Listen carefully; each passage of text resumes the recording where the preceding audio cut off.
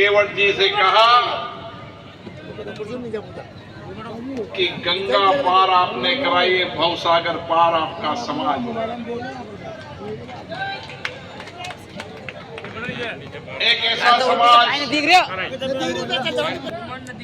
आपदा के समय भी, संकट के समय में आज भी कहार केवट समाज मदद सब समाज के लिए करता है, सब समाज के लिए करता है। हर धार्मिक आस्था में सबका कल्याण हो, सर्व समाज समृद्धि हो, खुशहाली हो, देश संपूर्ण समाज सबकी समृद्धि हो, खुशहाली हो, सबके जीवन में नया परिवर्तन आए, ऐसी सबसे प्रार्थना करने का काम करता है। और इसीलिए ये बड़ा खेड़ा की धरती भी आध्यात्मिक धर्म और संस्कृति की धरती हो गई है। बीजासन माता, इंद्रगढ़ माता की कृपा हम पर है। आने वाले समय के अंदर बीजासन माता, इंद्रगढ़ के माता जी पर रोपवे बनेगा, ताकि देश के अलग राज्य के श्रद्धालु जिनको सीढ़ियां चढ़ने में कठिनाई थी, वह रोपवे पर दर्शन कर पाएंगे। तो आने वाले समय में इंद्रगढ़ बीजासन माता जी का मंदिर हो,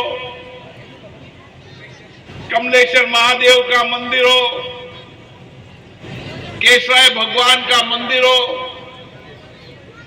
ये सारे इलाके धर्म, आध्यात्म और संस्कृति के रूप में पुनः विकास भी होंगे और विकसित भी होंगे, ताकि सारा क्षेत्र आध्यात्मिक क्षेत्र बन सके। जहां आध्यात्मिक होता है, धर्म होता है, संस्कृति होती है, उस समाज में नैतिकता होती है, सत्य होती है। हम ऐसे समाज की कल्पना करते हैं कि समाज में नैतिकता हो, धर्म हो, आध्यात्मिक ऊर्जा हो, ये सब धर्म और पुनरावृत्ति यज्ञ से ही आती है। और मुझे खुशी है कि आपने जीवन भर केवट महाराज जी ने जिस तरीके से भगवान श्री राम जब वन गमन में निकले थे, सारा राज छोड़कर समाज के वंचित गरीब व्यक्तियों के जीवन का उद्धार, राक्षस प्रवृत्ति को समाप्त, उस समय भी केवट समाज के महाराजों ने भगवान की गंगा का पार करने का काम किया था। भगवान राम का जीवन हम सबको प्रेरणा देता है। भगवान तो भगवान है। अगर भगवान राम 14 वर्ष का वनवास नहीं होता तो एक राज के राजा रह जाते, लेकिन 14 वर्ष के वनवास के अंदर ही उनको अयोध्या के राजा से भगवान राम बना दिया, क्योंकि उन्होंने वंचित गरीब लोगों की सेवा करने का काम किया।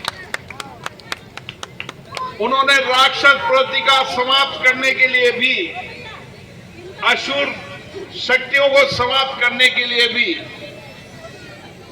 वंचित गांव के अंदर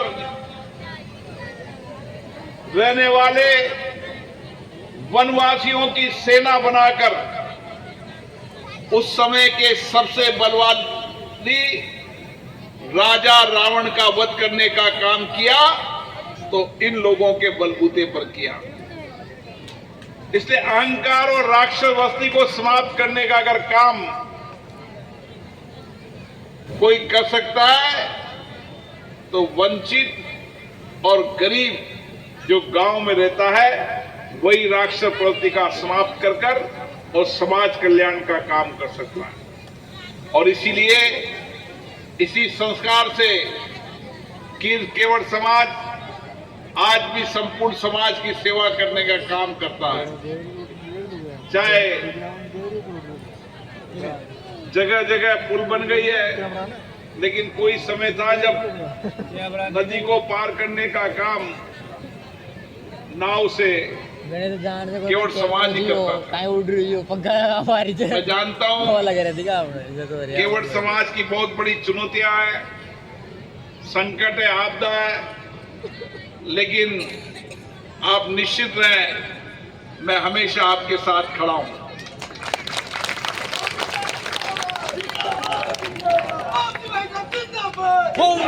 कितनी भी विपरीत परिस्थितियां हो, कितनी भी चुनौती हो, हर विपरीत परिस्थितियों चुनौतियों के अंदर ईमानदारी से और नैतिकता से समाज काम करता है।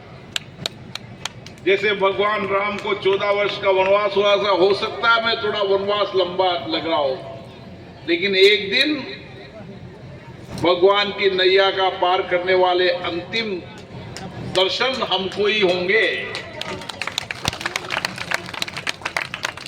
और इसीलिए हम कोशिश करें समाज में समाज शिक्षित हो, संगठित हो, अच्छे संस्कार तो समाज में है से ही। हमें कोशिश करना चाहिए कि हमारे बेटे बेटियों को अच्छी शिक्षा देने का काम करें। अभी कोटा में कार समाज का छात्रावास बना है, राजेश जी बना है, और आपके हरिनंदन जी जो लगातार आपकी सेवा करते रहते हैं, थोड़ी कमी होगी तो और सेवा करेंगे।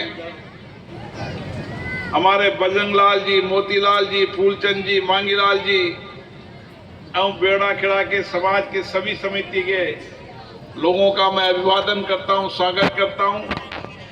और मातृशक्ति के अंदर तो संवेदना होती है, वो अत्यधिक धार्मिक होती है, उनमें आस्था होती है और धर्मी संवेदना के साथ काम करती है। मैं पुनः संपूर्ण समाज को नमन करता हूं और मैं हमेशा आपके साथ हूं, क्योंकि आप सबकी नैया पार लगाते हैं। ऐसे ही आपका आशीर्वाद मुझ पर हमेशा रहा है। मेरी भी नैया पार कराने का काम आपने हमेशा किया है। आपका आशीर्वाद कृपा बनी रहे। हर सुख दुख की घड़ी में मैं आपके सेवक के रूप में आपके साथ खड़ा हूं। बहुत बहुत धन्यवाद। बोलो जय सिया राम भगवान की जय, केवट महाराज की जय, कालू जी महाराज की जय, विजासन माता की जय। बोलो ओम जी बिरला की। 2 मिनट बैठो, आप तो टाइम जो भाई साहब के लिए कोई कागज पत्र लाया थे तो वो 2 मिनट में मारते हैं, दे दो जो बात करना। कोर्ट सो वाला है ना, कोर्ट सो का सवर आ जाओ आप भी दे दो।